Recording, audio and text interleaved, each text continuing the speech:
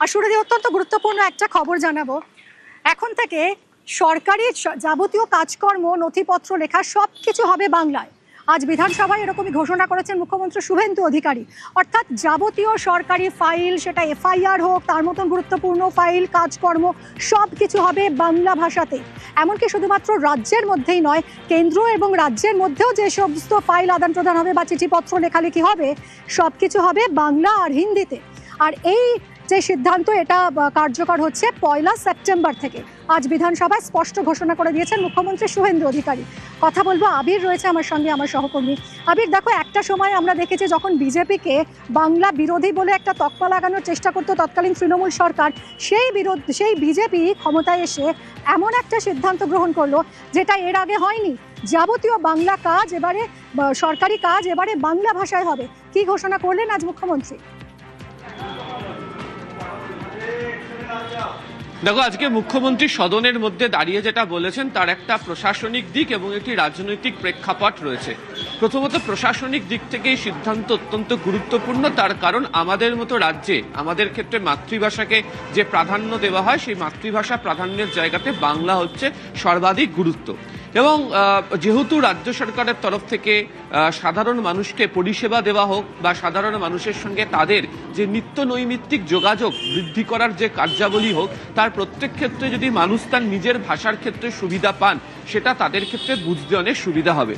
শুধুমাত্র শহর কেন্দ্রিক তো সরকারি ব্যবস্থা কাজ করে না, প্রান্তিক অংশের মানুষজনেরও সরকারের কাজের প্রতি তারা নির্ভরশীল হন। বহু জিনিস রয়েছেন, বিশেষত আজকে যেমন তিনি নিজেই উল্লেখ করছিলেন, ভূমি ও ভূমি সংস্কার দফতরের কাজ, বা ধরো হচ্ছে প্রশাসনিক ক্ষেত্রে দাঁড়িয়ে যখন কোনো অভিযোগ দায়ের করায় তা কাজ। অর্থাৎ সুশাসন প্রতিষ্ঠা করার লক্ষ্যে এবং প্রত্যেক দিনের নিত্য নৈমিত্তিক যে পরিষেবা তা মানুষের কাছে পৌঁছে দেওয়ার লক্ষ্যের জন্য যে ব্যবস্থা গ্রহণ করাটা দরকার ছিল, তার একটা পুরোটাই বাংলা ভাষার মধ্যে দিয়ে হয়ে যাবে।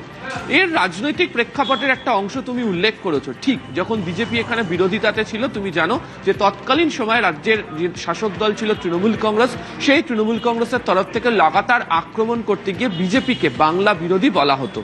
এমনকি বাংলা অস্মিতা নিয়ে তৃণমূল কংগ্রেসের তরফ থেকে নানা ধরনের আন্দোলন, নানা ধরনের তাদের যে বক্তব্য, নানা ধরনের কর্মসূচি, তাও তারা চালিয়েছে। কিন্তু এই নির্বাচনের ফল প্রকাশের পর দেখতে পাওয়া গিয়েছে যে বিজেপির তরফ থেকে পাল্টা আক্রমণ করে উল্লেখ করা হয়েছিল যে বাঙালি অস্মিতার কথা তৃণমূল কংগ্রেসের তরফ থেকে বলা হতো, সেই বাঙালি অস্মিতার ছাপ রাখার জন্য যে কাজটা করা প্রয়োজন ছিল তারা সেটা করেননি।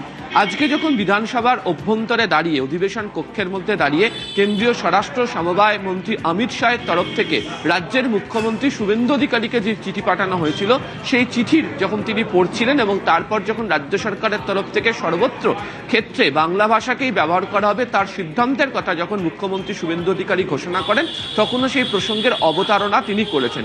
ফলে আমাদের প্রত্যেকের সুবিধার জন্য, রাজ্যের মানুষের সুবিধার জন্য নিজের মাতৃভাষাতেই এবার যাবতীয় কাজকর্ম সম্পাদন হবে, সেটা একদিকে সুবিধা।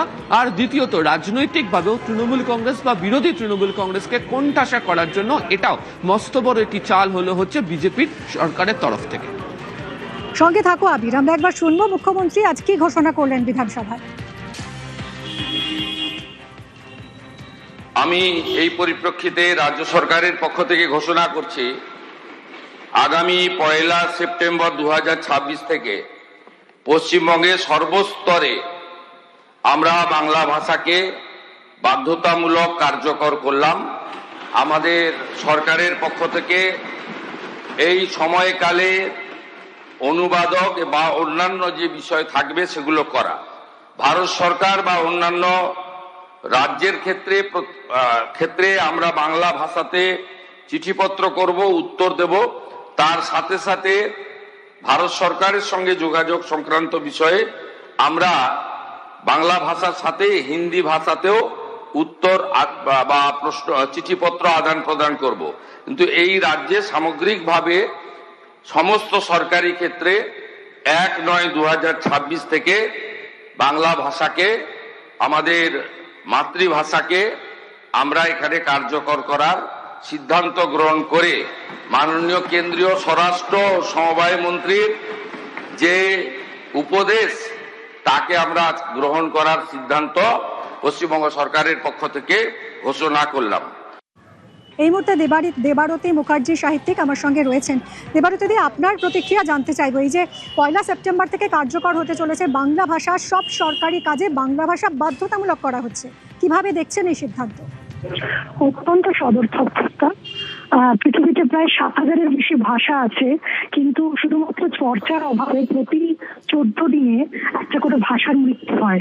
এবং আমি যেহেতু আগে চেন্নাইয়ে চাকরি করতাম, সেখানে দেখেছি তারা কি প্রচন্ড ভাবে নিজেদের যে সংস্কৃতি, নিজেদের ভাষা নিয়ে তারা খুব অত্যন্ত সদর্থক ভাবে তারা সেটাকে লালন করেন, পালন করেন। ভাষা তো একটা বহমান, ভাষা নদীর মতো বহমান। ভাষা কিন্তু বেঁচে থাকে চর্চার মাধ্যমে, এবং সেটা যত চর্চা হবে, আমাদের গত 15-20 বছরের গ্লোবালাইজেশনের জন্য হোক বা যে কারণেই হোক, পশ্চিমবঙ্গে একটা ধারণা আছে যে বাংলা বলা মানে শপিং মল থেকে 5 স্টার হোটেল, বিভিন্ন জায়গায় বাংলা বলা মানে সেটা বুঝি আর কি স্বল্প শিক্ষার পরিচয়।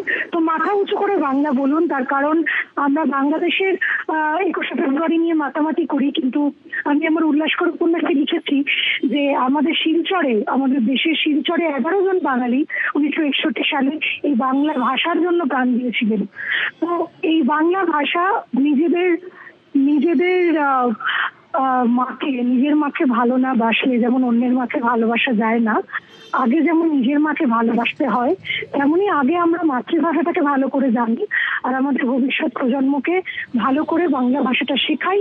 তাহলে একটা জাতির যে শিকড়টা শক্ত হবে, সেটা আমাদের ক্ষেত্রে হবে।